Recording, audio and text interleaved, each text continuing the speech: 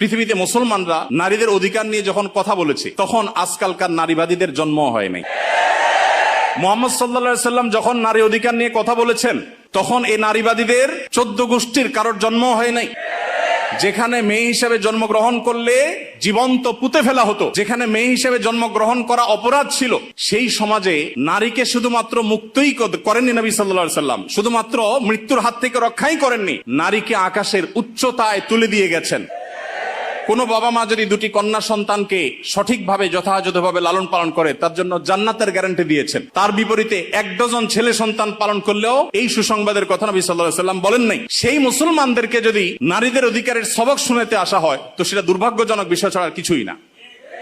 ভাইরা আমার, এখানে আপনারা দেখতে পাচ্ছেন হয়েছে একজন নারী চিকিৎসকের প্রতি জুলুম নির্যাতন, সেটার প্রতিবাদ হবে, কিভাবে তার জুলুম থেকে রক্ষা করা যায় সেটা বলা হবে।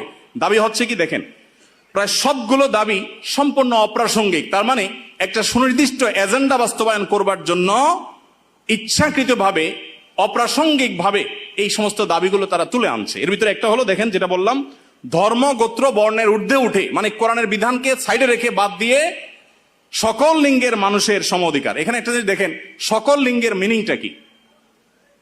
সকল লিঙ্গ মানে কি? নারী পুরুষ?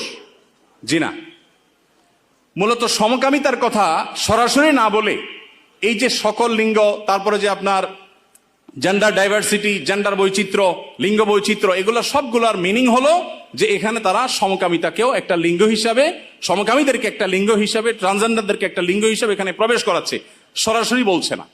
তো যাই হোক, এখানে কোরআন কারীমের আয়াতের বিধান থেকে আমাদেরকে, সারা দেশের মানুষকে সরে আসার জন্য আহ্বান করছেন।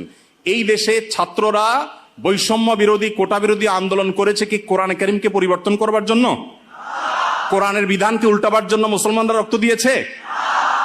কিন্তু তারা তো সে দাবি করছে। আমাদের ছাত্রদের, আমাদের মুসলমানদের রক্তকে তারা কিসের বিনিময়ে বিক্রি করছে দেখেন।